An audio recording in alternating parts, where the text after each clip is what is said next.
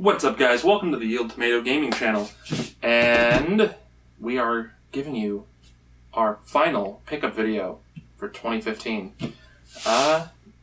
Basically, we've done one about every 2 months-ish, which isn't bad. Granted, you know, a lot of the stuff was spread out pretty periodically, but anyway, that's average. So let's dig right into it. What are we going to start with? Let's start with some more modern games. Why not? So, there was some pretty good sales going the holiday season, as you can probably imagine. And there was also some gifts that were exchanged between people. And I ended up with Rise of the Tomb Raider, which was on a killer sale.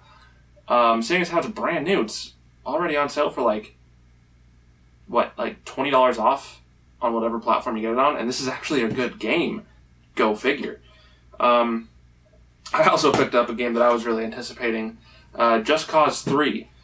I didn't pick it up, actually. This was a gift from my fiancée to me, which was awesome, because the stupid explosions are so much fun in this game. It's hard to ignore.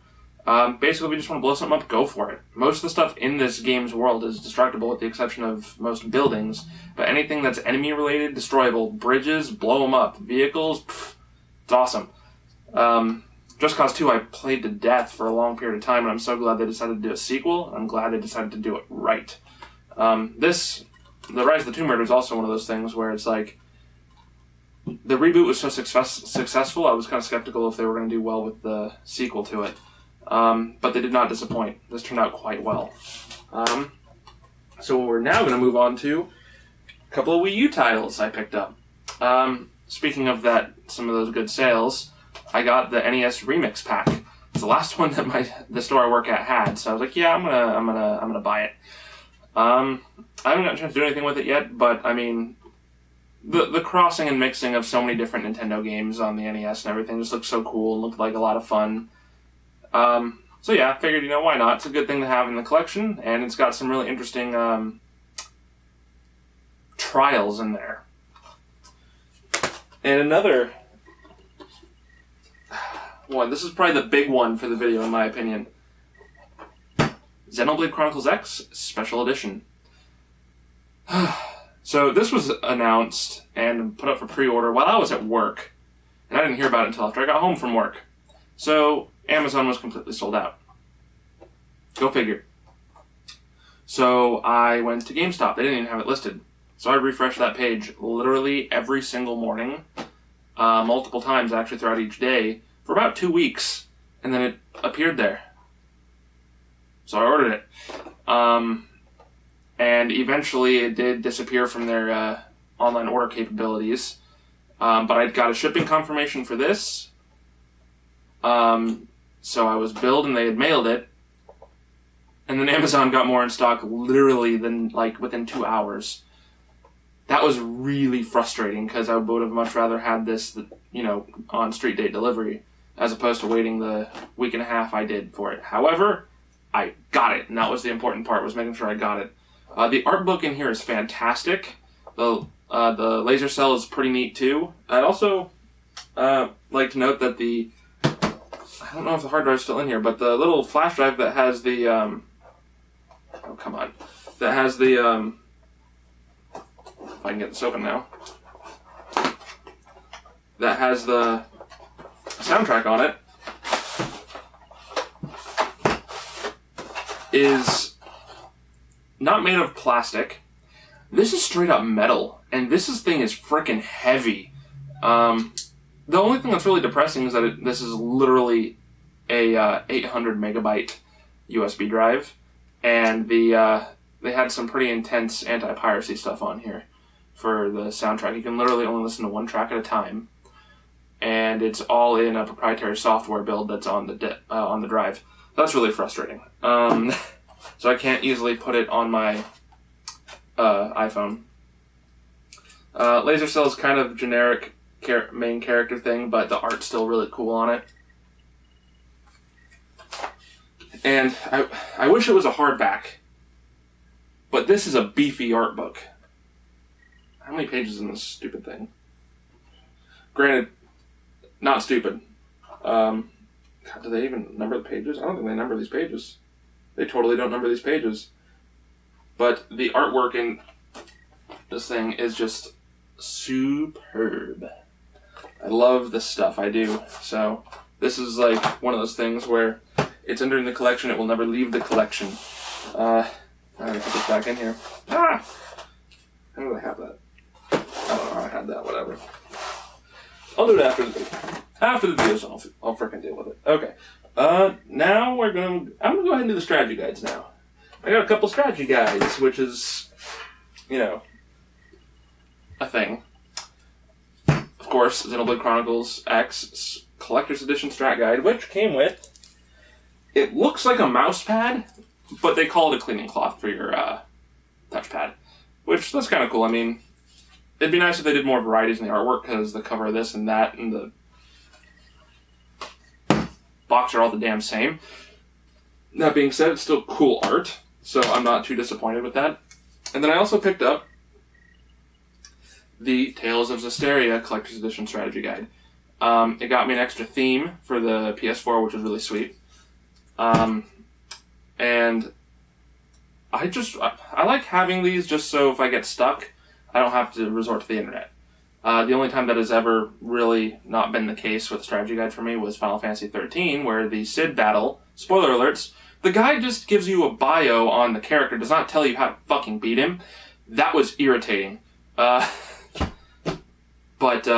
eventually I figured it out and beat him in like under a minute, because I was faster than the guy who made the strategy that I used. I don't know. So yeah, anyway, cool strategy guides. So if I get stuck and my internet is out, I can still play the games.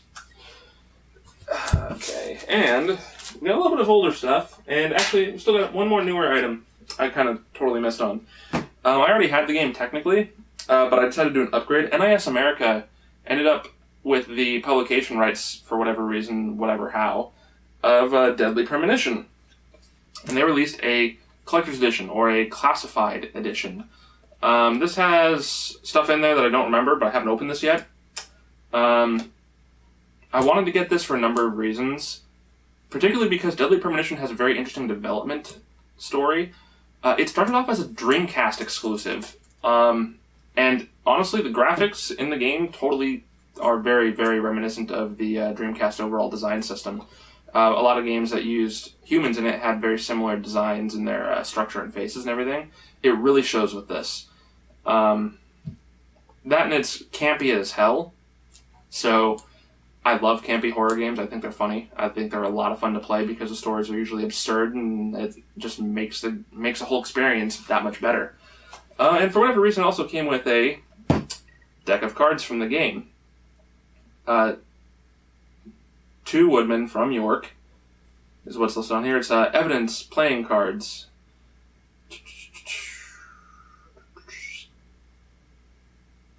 Yeah, biohazard, possibly biologically contaminated, handle with gloves.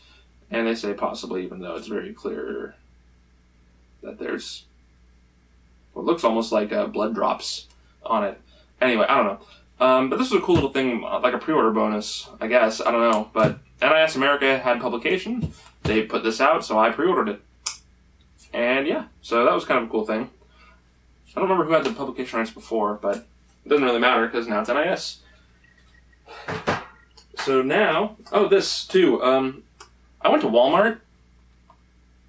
I don't recommend it. And found a Super Mario Galaxy 2 for the Wii, which I did not have. They had like 4 copies there, so I snagged one and stuffed it behind Tom Clancy's Ghost Recon Advanced Warfighter for the Xbox 360 on one of the shelves. Put it behind all those copies of the game. I'm like, no one's going to buy this game. I'm like, and I don't have the money right now. Came back a few days later, and I just barely had enough money. And I figured, yeah, I'll take a look. Yeah, all the other copies were gone. And I went to Ghost Recon, and what do you know? Not a single copy had moved. And there was a white case behind all of them. So I pulled it out. I'm like, yep, I'm just going to buy it. I got the money now. I can make it work.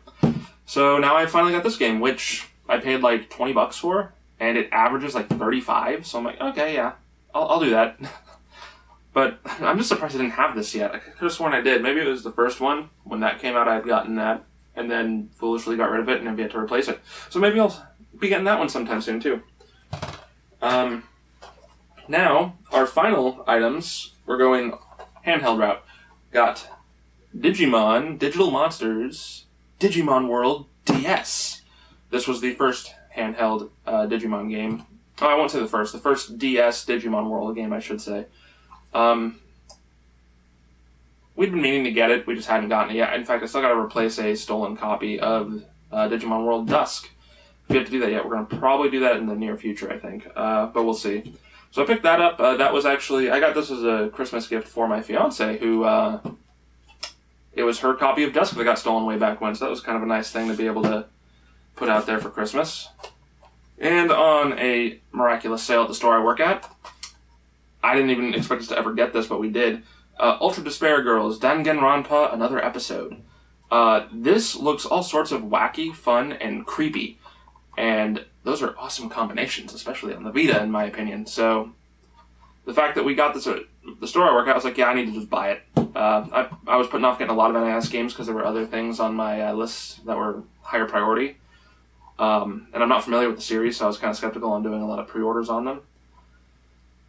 So yeah, I ended up picking it up. Have not gotten a chance to play it yet. There's so many other games I'm working on, new and old. It's really hard to keep up.